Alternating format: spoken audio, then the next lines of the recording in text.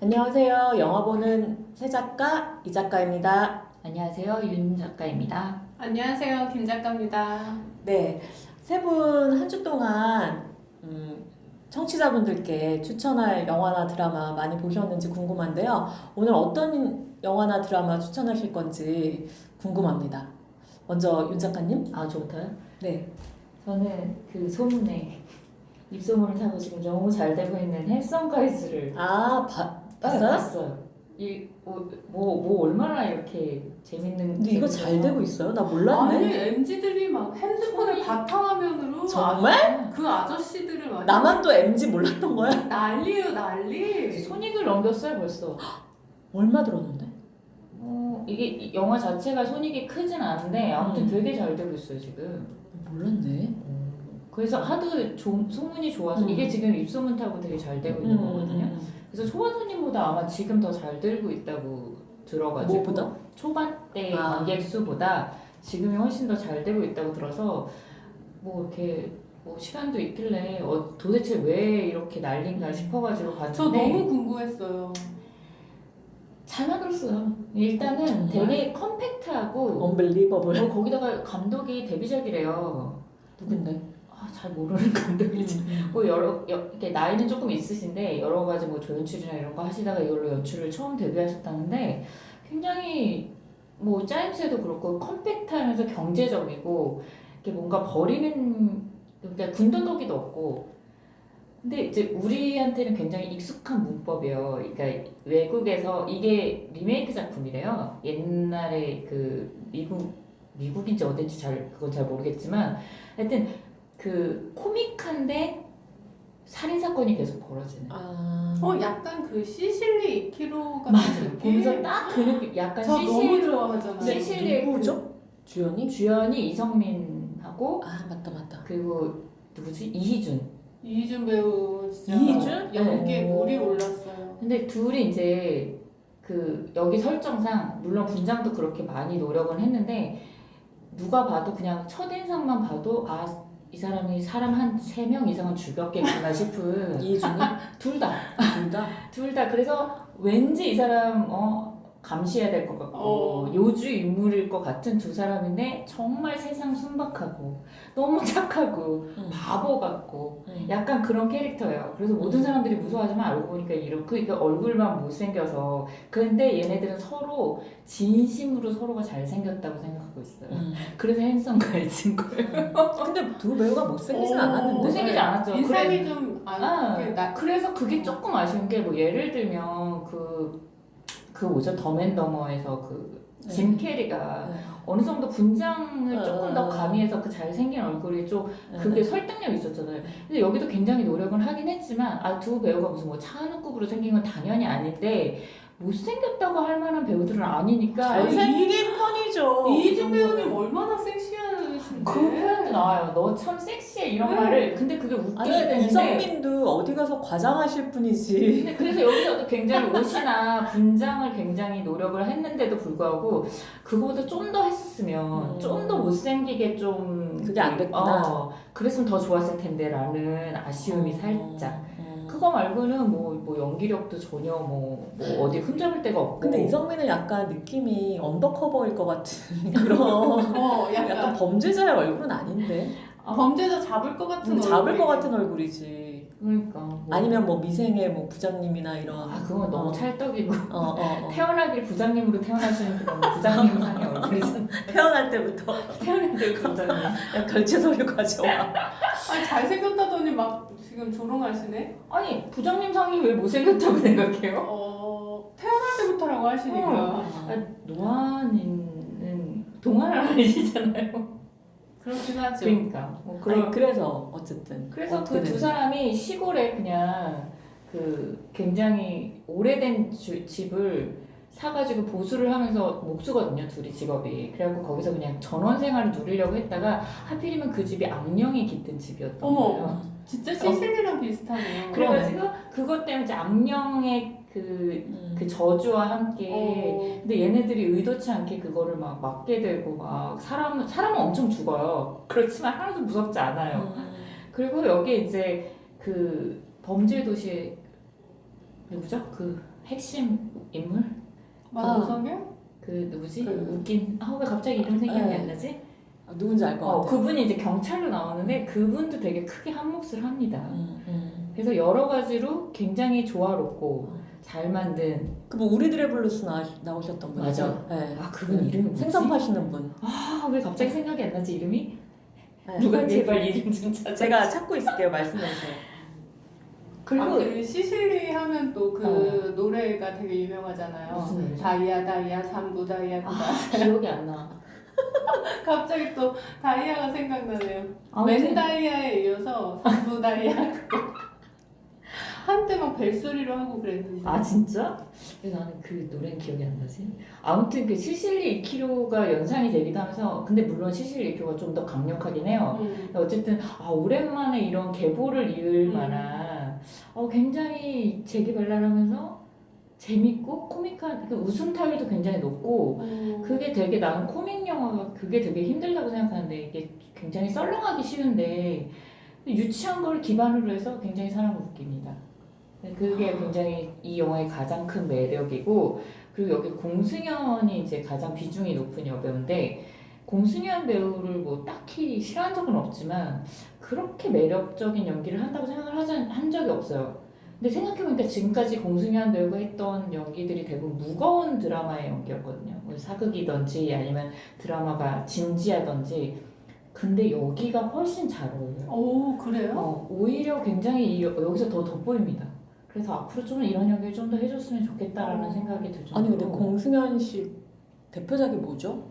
대표작이 뭐 그렇게 그러니까 저는 요즘 약간 네, 젊은 여배우인데 탑이 아닌 여배우는 얼굴을 잘 구분을 못 하겠더라고요. 그냥 비슷비슷해서. 그렇긴 하죠. 근데 공승연 씨도 조금 이름 많이 들었는데 그 얼굴이 딱 떠오르지가 정연이의 않네요. 언니로 제일 유명하잖아요. 대표적인 정연이의 트와이스 아니야? 언니잖아요. 아 트와이스 정연의 언니예요? 친언니예요, 친언니. 아 그렇구나. 그걸로 사실은 제일 인지도가 높긴 하죠. 근데 이제 뭐 배우로서는 저는 그냥 진지한 그런 드라마에 뭐 예를 들면 사극에서 뭐 본다든지 그러니까 주연은 아니었어도 그런 역할들을 꽤 했던 걸로 알고 있거든요. 근데 그렇게 매력적으로 느껴지지 않을 정도로 그냥 그런 배우인가 보다 했는데 여기서 오히려 굉장히 잘 맞습니다. 아까 그 배우 이름이 박지환 배우. 맞아요. 박지환님. 진짜 잘하시잖아요. 그래서 이런 영화들이 항상 그 끝부분에 그 모든 게 휘몰아치면서 다들 의도하지 않았는데 다 뭔가가 얽히고 설키면서 막 클라이막스로 가는. 거의 무슨 구판처럼 거기서 그 김지한 배우가 굉장히 큰 역할을 하고 박지환 배우. 박지한 배우가 아무튼 그 결론은 재밌습니다. 볼만합니다. 보고 나면 약간 이렇게 좀 산뜻하면서 기분 좋아지는 영화. 그래서 군더더기가 없다. 일단 그게 제일 마음에 들고 이 감독 다음 영화 좀 기대되네라는 생각도 들고. 영화 시나리오는 군더더기가 없는 게 진짜 처음이자 끝이에요. 군더더기만 없으면 좋은 영화라고 생각해요. 그래서 군더더기 없는 시나리오는 진짜 중요한 것 같아요. 네, 그리고 볼게요. 엔딩이 되게 또 중요하고 맞아요. 엔딩에서 뭔가 산뜻함이라거나 진짜 어떤 슬픔이라거나 어떤 그런 게 없으면 영화 그렇게 보고 나서 찜찜하잖아요. 그래서 엔딩이 진짜 중요한데 우리나라는 좀 영화들이 한국 영화 중에 조금 처음이랑 막 전개까지는 막 네. 좋다가 끝이 되게 찜찜한 영화들이 너무 많죠. 되게 많잖아요. 너무 많죠. 그래서 엔딩이 중요한 것 같아요. 김 작가님은 어떤 드라마나 저는 영화? 드라마나 영화는 솔직히 추천해 드릴 만한 게 없어서 제가 요즘 좋아하는 유튜브 채널이 있어서 소개해 드리려고 하거든요. 네. 뭔데요? 그 뮤지션 카더가드님의 유튜브 채널 카더 정원이라고 있어요. 그리고 요즘 저를 웃겨주는 사람이 지구상에 카더가드님밖에 없어가지고 왜 뭔데? 컨텐츠가? 전 그분을 잘 몰라요 일단. 어떤 저도 분이에요? 노래는 잘 못 들어요. 사실 제 취향이 아니라서 그분의 노래는 잘 못 듣는데 개그가 너무 제 취향인 거예요. 이분 왜 노래도 잘하시지만 물론 개그가 너무 제 취향이라서 약간 그 개그맨으로서의 카더가든의 팬이라고 할까?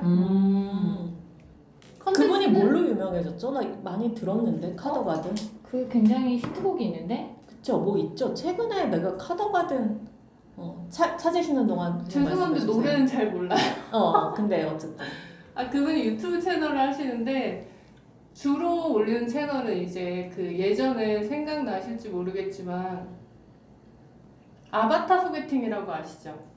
나 그거 안에서- 짤로 본 것 같아. 누가 무전기로 뭐 이렇게 하면 그 듣고 뭔지 알 것 이제, 같아요. 네. 그거를 주로 올리는데 제가 너무 재밌게 본 컨텐츠는 그 소개팅 컨텐츠가 아니고 넉살님이랑 래퍼 넉살님이랑 같이 이제 여행사 PPL을 받아서 협찬을 받아서 홍콩 여행을 간 영상이 있어요. 근데 둘이 케미가 얼마나 좋은지 진짜 1초도 쉬지 않고 웃을 수 있거든요.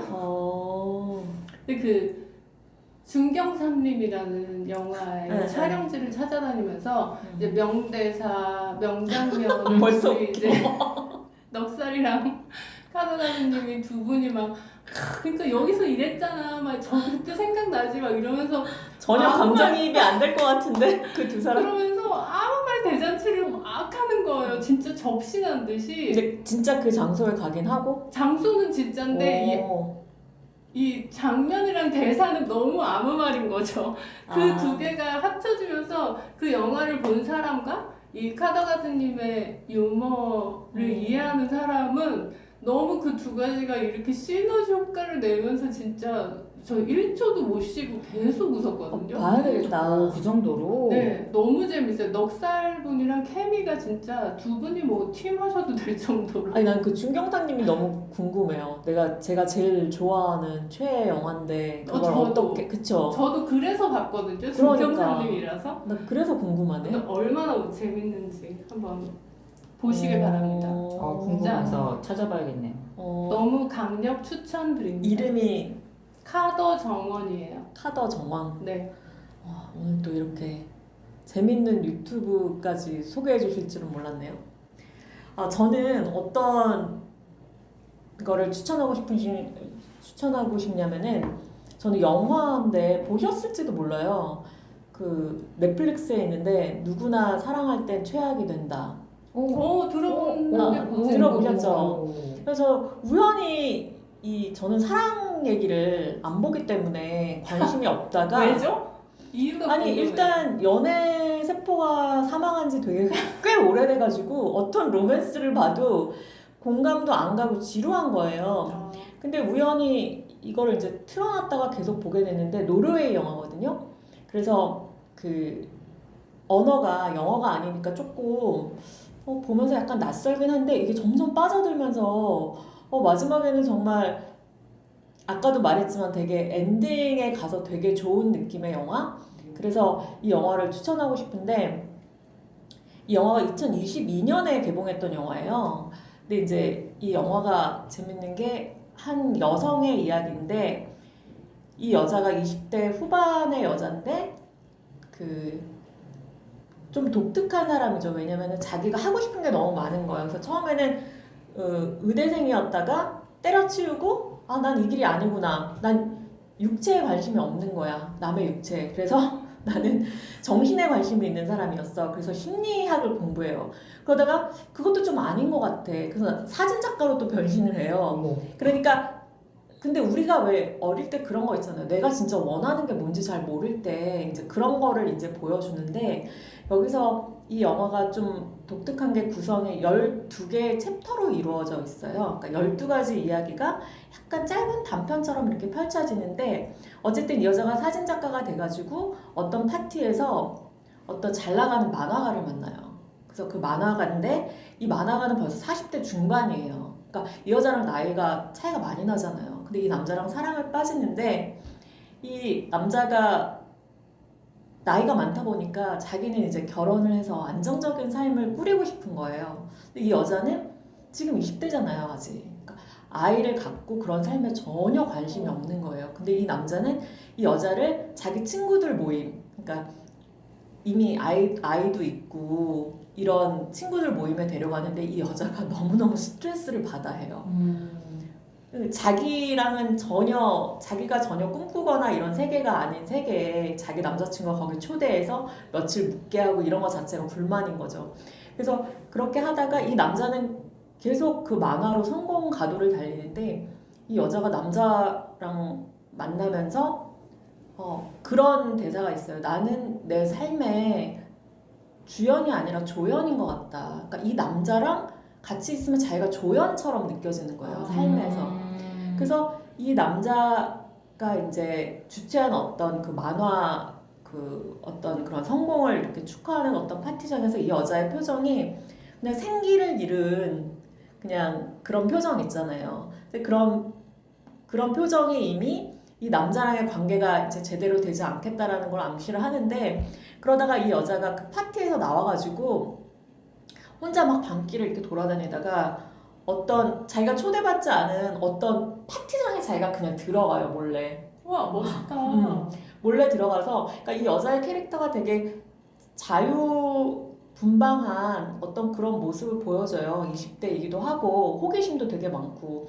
근데 그 파티장에서 어떤 또래의 남자를 만나는데 약간 뭔가 통하는 거죠, 둘이. 근데 이 남자도 자기 여자친구가 있다 그러고 이 남자도 이제 자기 남자친구가 있으니까 우리 바람은 아니다 라고 하면서 그 파티장에서 엄청 막 그런 주고받는 그런 교감 있잖아요. 뭐 하여튼 그렇게 하다가 떠나는데 결국에 이 여자가 이 나이 많은 남자친구를 떠나야 되겠다고 결심을 하면서 이 남자에게로 달려가요. 이 또래의 남자가 어떤 베이커리에서 일을 한다는 걸 알게 되고 그래서 이렇게 떠나가서 이 젊은 남자랑 이제 사귀게 돼요. 근데 이 40대 중반에 이 만화가 너무 상처를 받죠.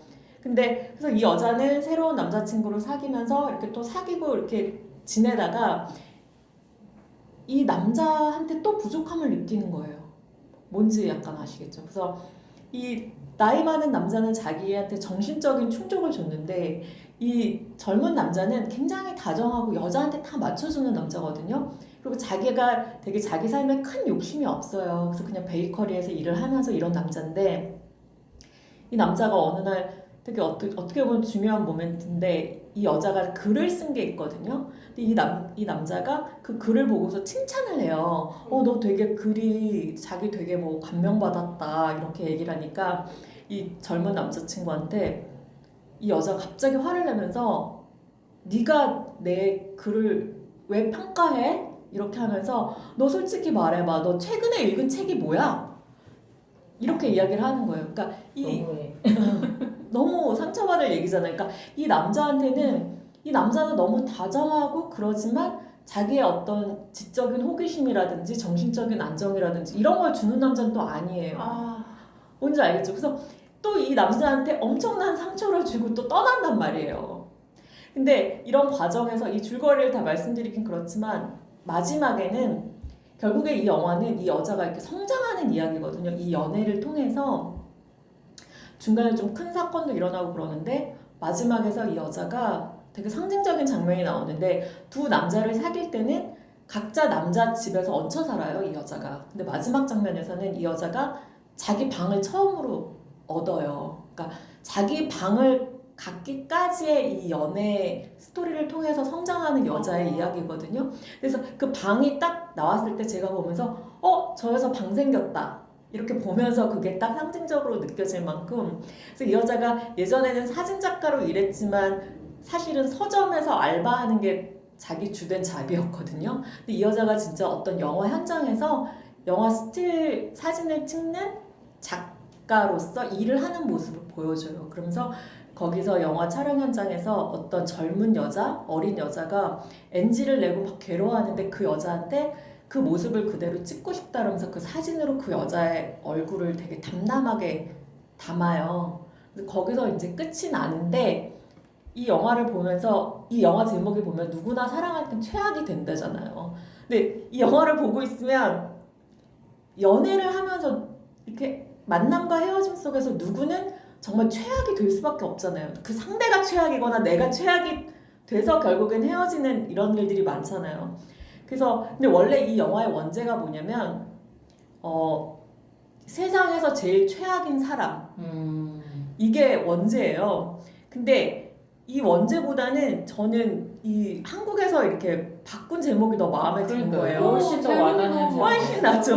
네. 그래서 그러니까 이 영화의 원제가 The Worst Person in the World, 세상에서 가장 최악인 사람인데 그거보다는 그러니까 이 여자가 결국 세상에서 최악인 사람은 아니잖아요. 연애라는 거는 상대적이고 그렇기 때문에 이제 그런 여러 가지 생각을 하게 되면서 제 약간 지난 시절에 연애도 깨어났나요?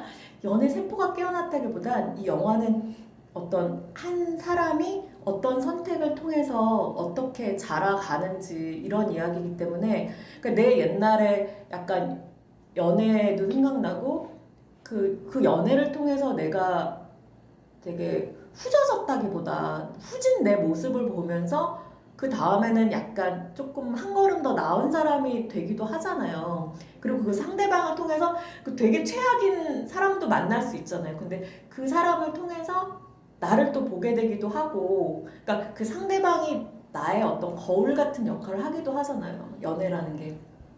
그래서 예전에는 뭐 지나간 연애를 생각할 때, 막 이불킥하고 그런 것들도 있었지만 지나고 보면 이 영화를 보면서 그런 걸 되게 많이 느꼈거든요. 아, 그런 모멘트를 통해서 나도 많이 성장했구나. 그거를 다 부정할 게 아니구나. 그런 생각이 많이 들면서 굉장히 공감 가는 로맨스? 처음 이렇게 이었던 것 같아요. 막 너무 달달하거나 너무 막 판타지거나 이런 것도 아니면서 되게 현실적이면서 되게 재밌게 봤고 그래서 이 영화를 되게 추천드리고 싶고 이 배우가 그 2022년 개봉작인데 이 여배우가 칸에서 여우주연상 받았어요. 이 영화로? 이 영화로. 아. 그래서 배우가 레나테 레인스베라는 영화인데 아니 배우인데 그래서 연기도 되게 괜찮고 연출도 이게 어떻게 보면 이렇게 줄거리를 얘기하면 좀 뻔해 보이기도 하잖아요. 근데 안 뻔해 보여요. 안 뻔해 보여. 네. 근데 이 연출도 되게 산뜻해요. 그러니까 중간중간에 되게 산뜻한 연출들이 있어요. 그리고 챕터를 나눴기 때문에 약간 지루하지 않은 것도 있고 되게 좋았던 모멘트가 이 여자가 첫 번째 그 남자친구에서 떠나서 그 베이커리에서 일하는 또래 남자를 만나러 막 달려갈 때 세상이 멈추거든요. 그 세상이 멈춰버려요. 그러니까 이 여자의 뇌는 그냥 이 남자만을 위해서 달려간다는 걸 보여주기 그죠. 위해서 양자적으로 원래 그렇잖아요. 아 그래요? 그래서 자기 그때 그 원래 남자친구가 이 여자한테 줄 커피를 따르고 있는 그 잠깐의 모멘트가 그냥 멈춰버리거든요. 그 시간이. 근데 그런 거를 되게 잘 그렸고 이 여자가 달려가는 시간 동안에 그 세상에 멈춘 거를 연출을 어떻게 했냐면은 그 실제 배우들이 다 이렇게 포즈를 하고 있는 걸 다 찍은 거예요. 찍었대요. 너무 괜찮다. 그 비하인드가. 그래서 그런 것도 되게 산뜻하고 이 영화를 보면서 이 영화 정말 잘 선택했다. 너무 잘 봤다. 이런 영화. 그래서 꼭 추천해드리고 싶어요. 와, 보고 싶어요. 한번 보세요. 진짜. 아니, 제목으로 옛날에 이렇게 체크해놨던 영화였던 것 같아요. 들으니까 갑자기 기억이 나네요.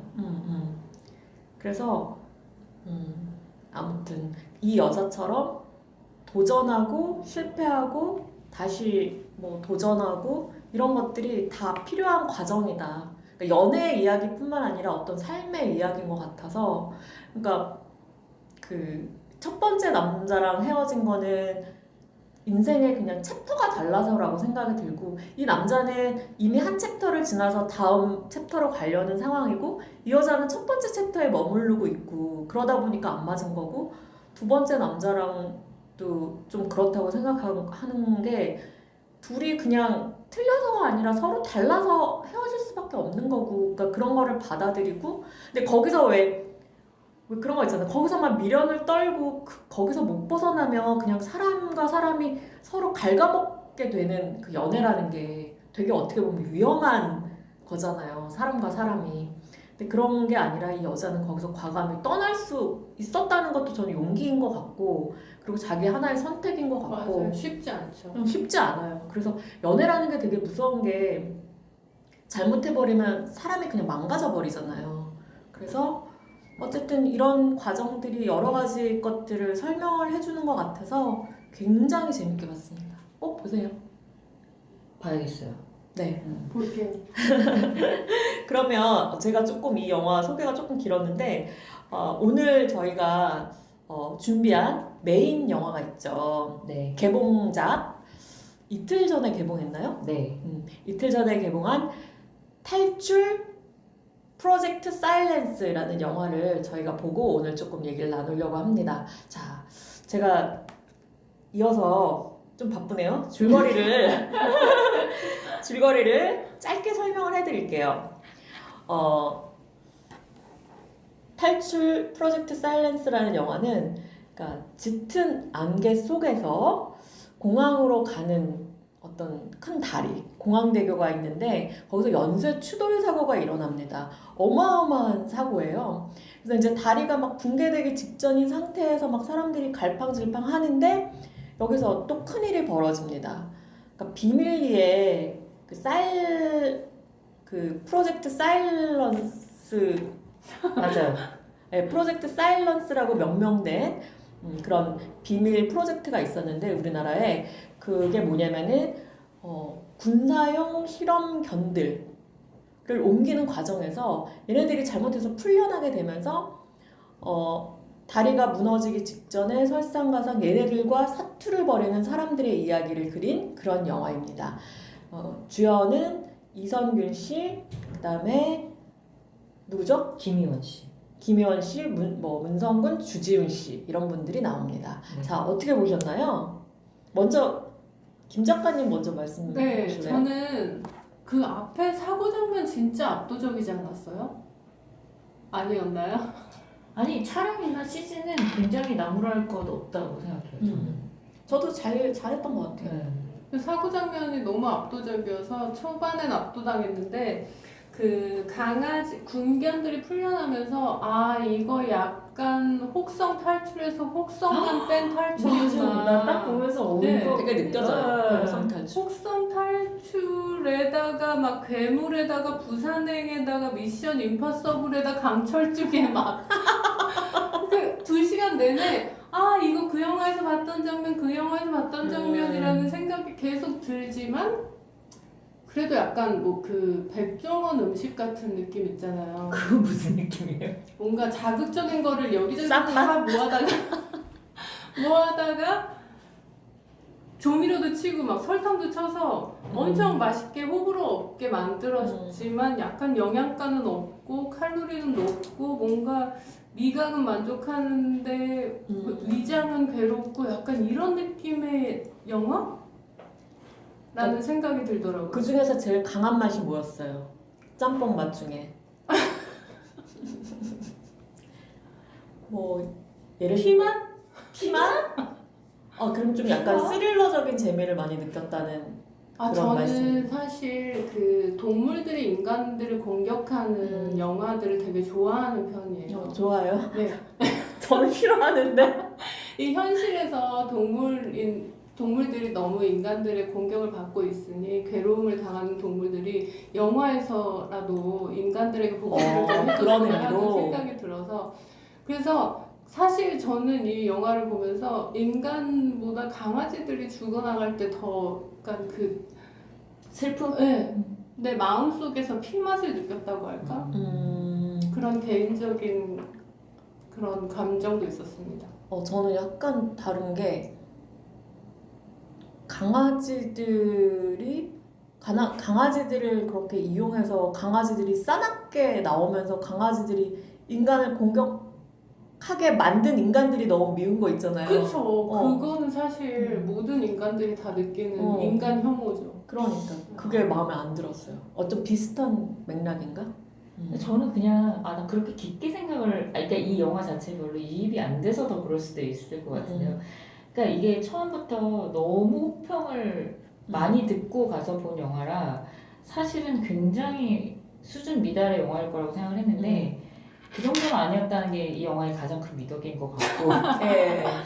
그리고 어떤 영화든 우리나라 CG 실력이라든지 저런 액션 장면은 어느 정도 수준급이 됐구나. 문제는 이제 구성과 아이디어의 문제라고 생각하는데 저는 이 살인견 자체가 이런 규모의 CG와 이런 뭔가 이렇게 큰 버라이어티한 재난 상황인데 그 핵심이 살인견? 너무 짜친다 이런 생각이 들었어요. 이 설정 자체가. 그쵸.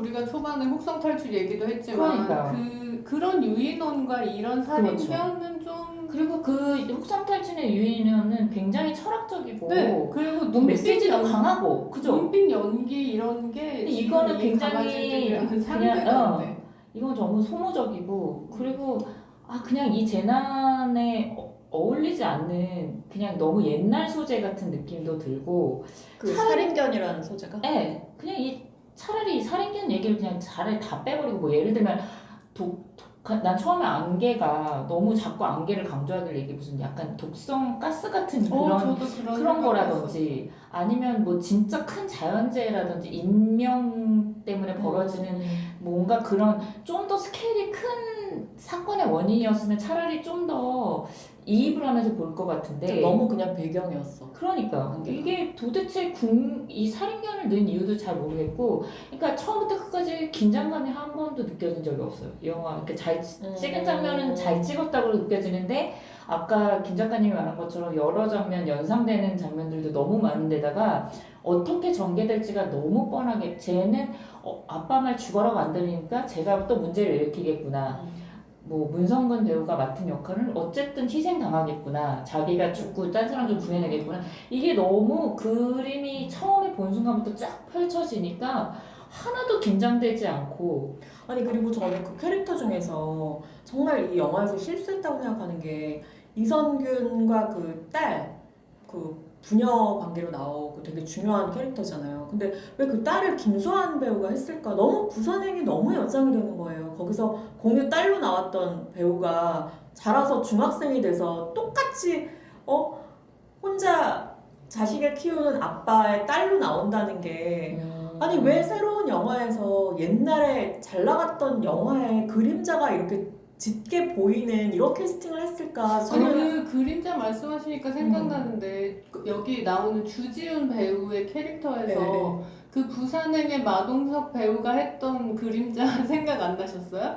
근데 너무 그래요? 체급 차이가 나서 아니 안 그런데 느껴지는데? 그 주지훈 배우가 이 영화에서 하는 이런 행동, 말투 개극해져요, 이런 완전히. 것들이 약간 그 초반에 마동석 배우가 하던 어떤 느낌 같은 게 그림자로 저도 그림자로 느껴져서 지금 그림자 말씀하셔서 그러니까 이게 너무 전형적이기 때문에 맞아요. 이렇게 너무 전형적이에요. 심각한 드라마니까 약간 개그캐와 약간 그런 양아치 같은 그런 인물을 넣어서 약간 뭐라 그러지? 긴장감을 조금 완화시키면서 약간 그런 역할을 하는데 그런 것조차 되게 전형적이니까 다른 캐릭터들의 그림자처럼 느껴졌던 것 같고 아까 말한 대로 왜 똑같은 배우를 똑같은 재난 영화에 이렇게 캐스팅을 했을까 이런 생각도 들었어요. 그리고 말씀하신 대로 저는 가장 문제가 서사가 너무 뻔하다. 너무 뻔해요. 모든 재난 영화의 클리셰가 다 들어있잖아요. 거기다가 인물들도 부녀, 막 애틋한 부녀, 혼자 딸을 키우는 아버지 이선균, 거기다가 뭐 노인 부부, 아내는 치매에 걸려서 막 그걸 또 극진히 보살피는 남편, 그 다음에 티격태격하는 자매, 이런 그리고 아까 말한 대로 뭐 주지훈 그 레카 운전사였던 약간 양아치 같은 남자, 거기서 엉뚱한 이야기 하고 막 이런 캐릭터들도 너무 전형적이어서 단 1초도 이 영화에서만 본 어떤 이 영화만의 장면이나 대사가 없다고 할까?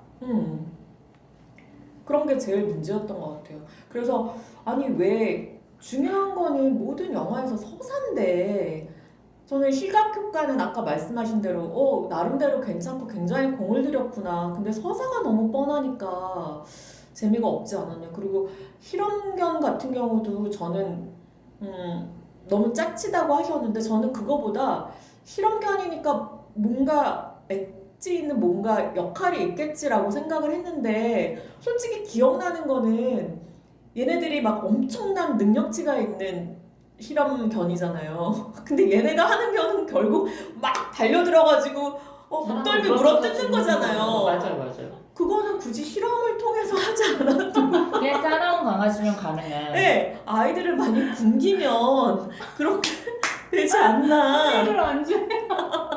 그러니까 그냥 좀 간식 많이 안 주고 굶기면 그러니까 무시무시하다는 느낌이 안 들어요. 그렇죠. 그 능력치를 보여줘야지 이 영화의 특색도 살리고 굳이 이 소재를 한 이유가 근데 그냥 굶은 개 이상하게 뭔가를 보여주지 못했고 그리고 얘네가 무슨 어떤 녹음된 목소리를 듣고 반응한다는 그런 것도 별로 써먹지를 않으니까 그거를 그렇게 설정을 했으면 그걸 기가 막히게 써먹는 시퀀스가 있어야 되잖아요. 왜 그런 아이디어에 대한 창의적인 아이디어가 왜 없었을까?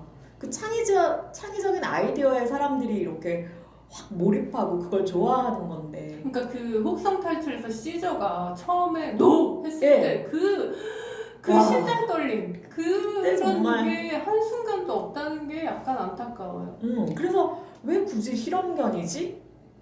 실험견이 왜냐면 매력이 없어져 버리니까. 그게 이 영화에서 좀 제일 큰 문제가 아니었나. 근데 저는. 이 영화에서 엣지라고 음. 의도적으로 넣은 거 같은 건 그 강아지들 사이에 그 모성애를 집어넣은 것 같은데 그마저도 굉장히 촌스럽고 너무 예상 가능한 예상 수준으로 가능하죠. 흘러가고 전혀 매력적이지 않은 설정들이었어요. 저는. 그러니까 여기서 실험견들이 자기네들이 막 그렇게 실험을 당해서 그 모견이었던 그 에코9이 결국에 사람들한테 복수한다는 그런 설정이 있는 건데 이거를 이미 혹성 탈출해서 그 시리즈를 통해서 우리가 내내 봤던 그 엄청난 테마잖아요. 근데 이 영화에서 그거를 수박 겉핥기로 그렇게 이용해버리고 그냥 그 모견이 막 열받아 하는 그런 느낌만 살짝 주고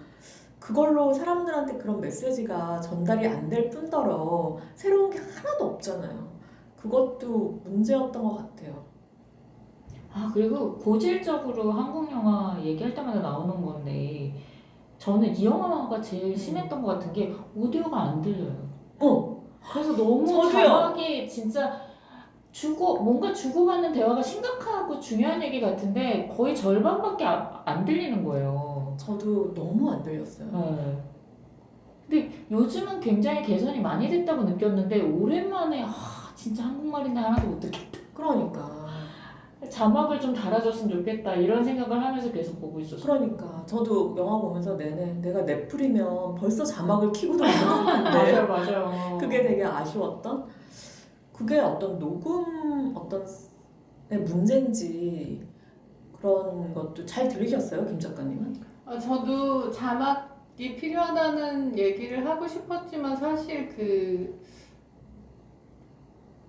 네. 사실 뭐 돌아가신 배우님에 대한 예의가 아니라서 에이, 안 뭐. 했었지만 근데 그런 얘기도 있긴 했었지만 저는 이성균 배우가 나온 영화나 드라마를 많이 봤지만 그렇게 안 들린다라고까지는 저도요. 느낀 적이 없거든요. 여기서 이렇게 유난히 안 들렸던 무슨 것 소리인지를 못 알아들을 정도로. 그래요? 저는 지금까지 계속 안 불편한 그리고 부분이 여기는 들려왔어서. 이성균 배우뿐만 아니고 김희연 배우가 하는 말도 안 저도요. 들렸어요. 김희연 배우도 안 들렸어요. 그러니까 전체적으로 문제라고 생각해요. 그렇긴 하네요. 진짜 김희연 배우도 약간 안 들렸죠. 웅얼웅얼하는 느낌의 대사 처리가 몇 번 있었는데 대사는 주지훈 배우가 진짜 잘 들렸어요. 64,400원. 근데 주지훈 배우는 뭐 연기를 못한 건 아닌데요. 저는 네. 비공식 작전을 봤거든요. 네. 똑같은 연기를 해요. 음. 인물 캐릭터도 똑같고 난 그 사람이 한국으로 왜요? 이사 머리 왔구나. 많이 길었잖아요. 아니 외형 변화를 줬지만 이게 주지훈 배우의 연기가 뭐 모자라다 이런 표현이 아니고 그냥 캐릭터와 모든 것이 그냥 이 두 영화를 본 사람은 당연히 그 사람이 연상될 정도로 너무 똑같은 캐릭터와 연기였다는 생각이 들어서 그러니까 영화는 처음부터 끝까지 다 뭔가가 연상돼요. 캐릭터도 그렇고 설정도 그렇고 내용도 그렇고.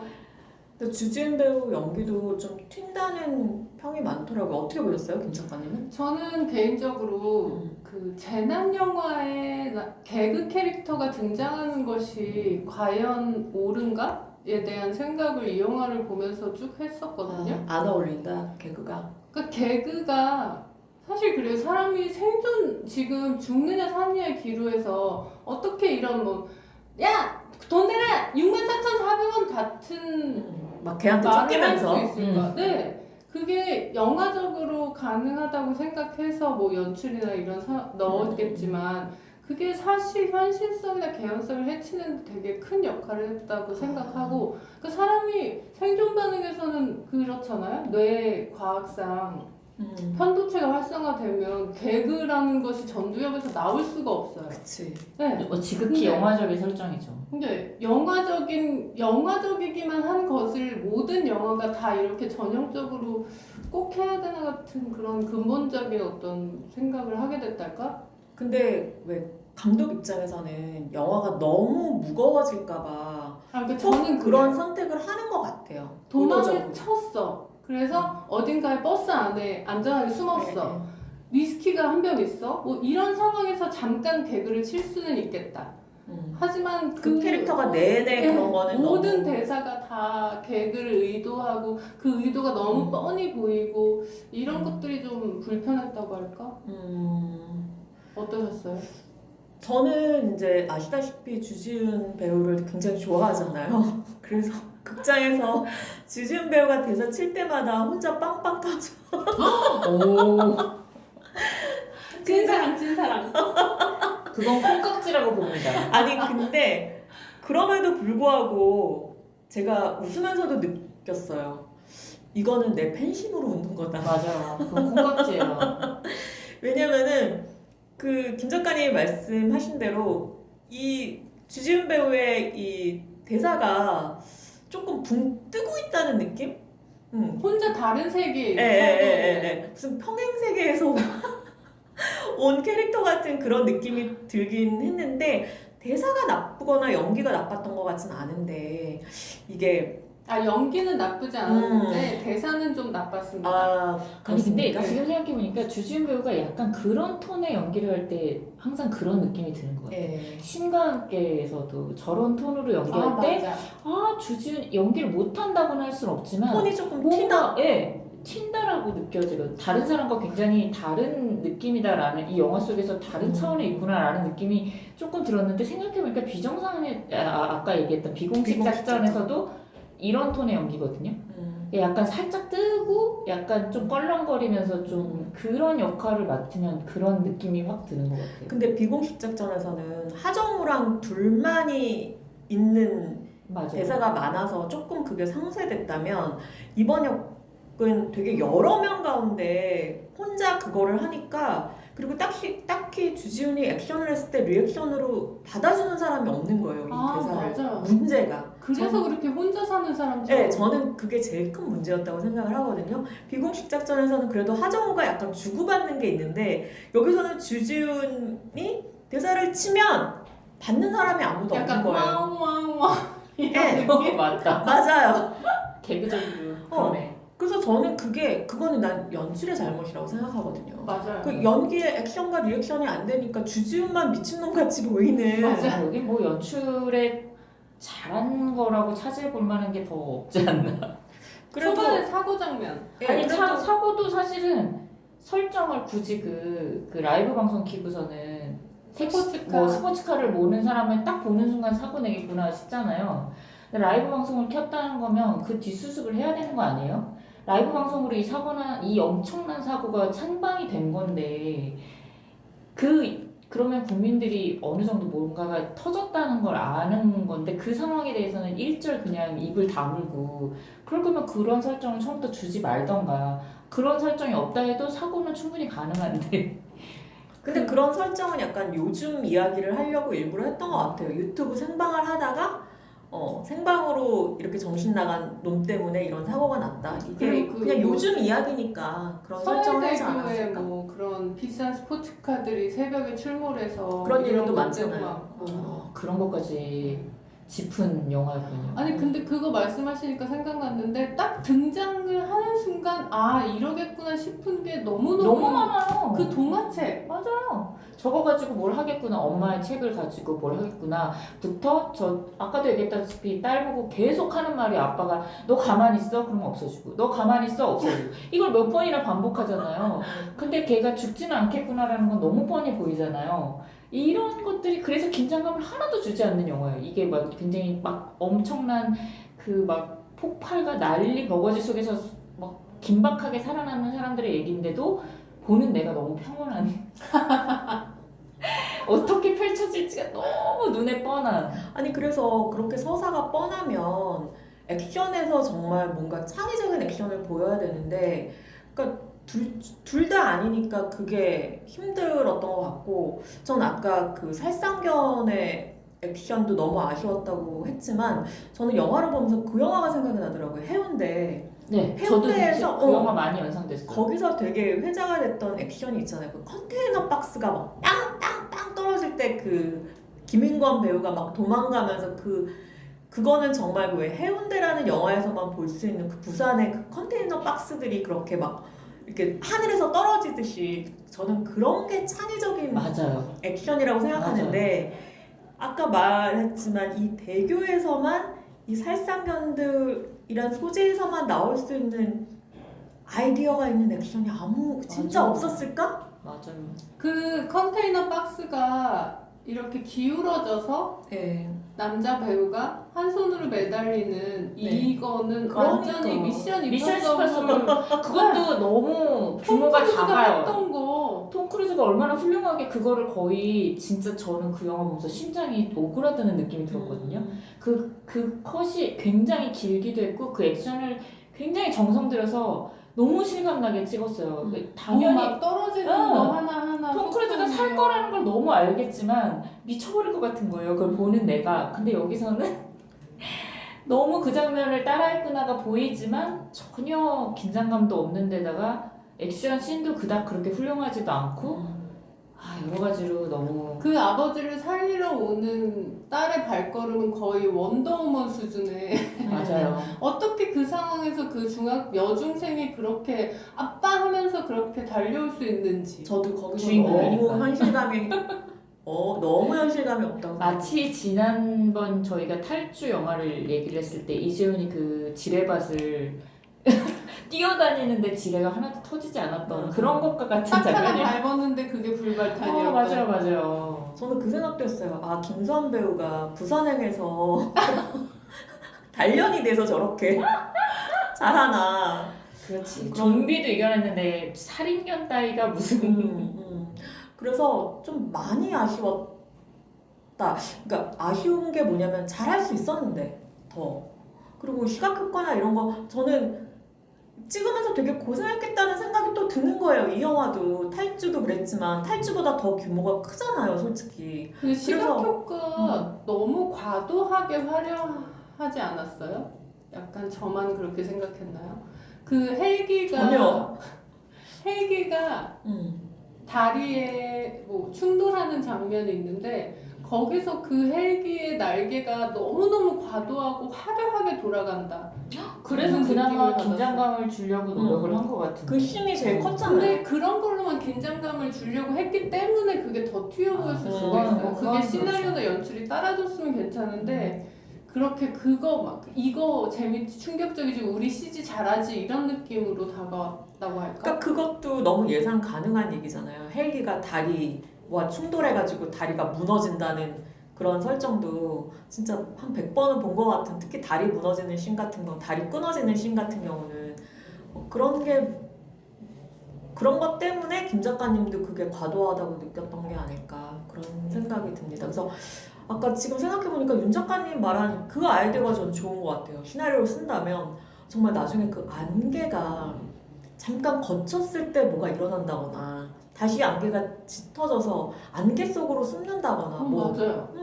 그런 자연을 이용해서 얼마든지 할 수 있었는데 그러니까 훨씬 더 큰 규모의 어떤 내용을 담을 수 있었을 것 같은데 그 안개는 거의 그냥 소품으로 쓰고 그 다리 무너지는 것도 솔직히 그냥 무너진다라는 긴장감만 주지 그 다리에 초점을 주지 않았어요. 무너지고 있는 상황에 대해서. 그게 훨씬 더 무섭고 공포감을 줄 수 있는 그 설정임에도 불구하고 그것도 버렸어요. 근데 여러 가지로 굉장히 재미가 없었습니다.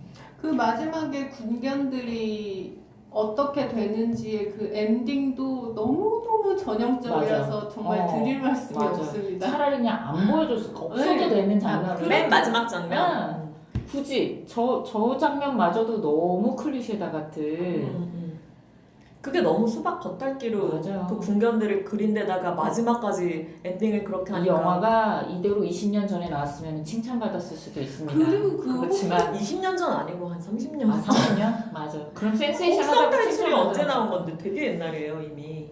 아, 너무 아니 그 혹성 탈출의 시저가 눈빛 연기, 그 발구르는 연기 이런 거 인상 쓰는 연기 하나하나 너무 디테일한 지가 거의 언젠데. 오스카 나무주연상 따는 단상이었습니다. 아니 이 강아지들은 짖고 무는 거밖에 할 줄 모르냐고 왜.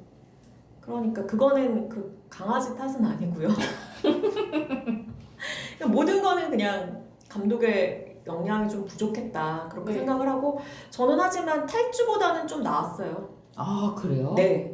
그래도 눈을 떼지 못하는 어떤 네. 그런 건 있었죠. 김 작가님 말한 대로 초반에 시각 효과 같은 거는 굉장히 공들였다고 생각해서 그래도 탈주보다는 저는 조금 좀 그래서 낮게 제가 봤어요. 백종원 얘기를 한 게 그렇잖아요. 맛은 있잖아. 어쨌든 맛은 있다. 먹을만 아까 하긴 무슨 하다. 맛이었죠? 피맛. 저는 두 영화를 비교한다면 탈주는 그나마 구교환이라는 새로운 캐릭터나 그거에 차라리 점수를 좀 더 줄 수 있을 것 같은데 여기는 정말 캐릭터도 별로 없고 뭐 별로 없는 게 아니고 아예 없고 모든 게 다 클리셰. 아무것도 아무것도 새로움이 0이었기 때문에 저는 오히려 탈주가 둘을 비교하자면 탈주가 조금 더 낫다는 생각이 들어요. 그러면 윤 작가님은 핸섬 가이즈, 탈주, 탈출 지금 개봉작 중에 핸섬 가이즈가 1위 그럼요. 그다음에 탈주, 그다음에 탈출 그렇죠. 그렇지만 핸섬 가이즈가 굉장히 발군의 1위. 이 세 영화를 비교하자면. 네. 저는 카더가든이 세계 1위. 아니 근데 여기 그 이선균 배우님 극중 이름이 차정원이잖아요. 맞아요. 그러네. 카더가든이잖아요. 아 그거? 뭔가 이건 그러네. 운명이랄까? 아 정원 세계관에 갇히는 건가요 우리? 저는 이거는 약간 열외의 이야기지만 이성균 배우가 이제 돌아가시고 나서 이제 영화다 보니까 자꾸 그런 대사나 이런 거에서 너무 떠오르는 거예요. 뭐 아빠가 뭐 미안하다라든지 그 이성균 배우가 이렇게 죽기 직전에 어떤 그런 느낌을 주는 씬들이 있잖아요. 그때 너무 이 캐릭터가 아니라 이 배우랑 겹쳐서 좀 되게 마음이 약간 이렇게 아리다고 할까? 약간 이상한 감정이 느껴지더라고요. 그런 거 없으셨어요? 저는 좀 그랬어요. 전 그냥 영화로만 근데 어떡하죠? 정말 왜 나는 그런 자꾸 생각이 나지? 그 영화를 보는 동안은 그 돌아가신 사실 자체를 약간 생각하고 맞아 그냥 영화로만 봤는데 그냥 끝나고 나서 이성균의 유작인데 너무 아쉽다. 그러니까 차라리 유작이 좀 더 근데 한 편 더 나오는 거 알아요? 행복의 나라라고? 그렇구나. 그래서 유작이 이게 아니고 마지막 작품은 행복의 나라라고 왜 조정석 배우랑 둘이 정치 드라마 8월에 또 개봉하더라고요. 네, 예고편 그래서- 봤어요. 그래서 그거는 조금 잘 됐으면 좋겠다. 좀 약간 그런 느낌? 뭐 흥행을 떠나서 조금 뭐 뭐 좀 의미 있거나 좋은 영화였으면 좋았을 것 같다라는 생각이 들더라고요. 행복의 나라가 재밌을 수도 있지 않을까요? 그럴 수도 그래서 있겠죠. 조금 네. 그 영화 조금 기대를 기대를 해볼까? 조정석 배우도 워낙 좋아하다 보니까 저는 그래서 어떨지 조정석 배우가 근데 문제가 심각한 캐릭터를 하면 조금 안 어울리는 게 있어서 멋있는 척. 네. 그 세작이라는 드라마에서 맞아요. 말이 많았잖아요. 너무 이상했어요. 네. 그래서 첫 회만 보고서는 뭐 하는 거지? 너무 진직해는 안 맞아요, 어울리는 맞아요. 그런 게 좀 있었던 것 같아요. 그러면은 더 이 영화에 대해서 하실 말씀 또 있나요? 별점을 줄까요? 그래서 각자 5점 만점에 별점을 주신다면 뭐 한 줄 평과 덧붙여서 하셔도 되고 그래서 어떠신지. 저는 지난번에 탈주에 2점을 줬거든요. 예.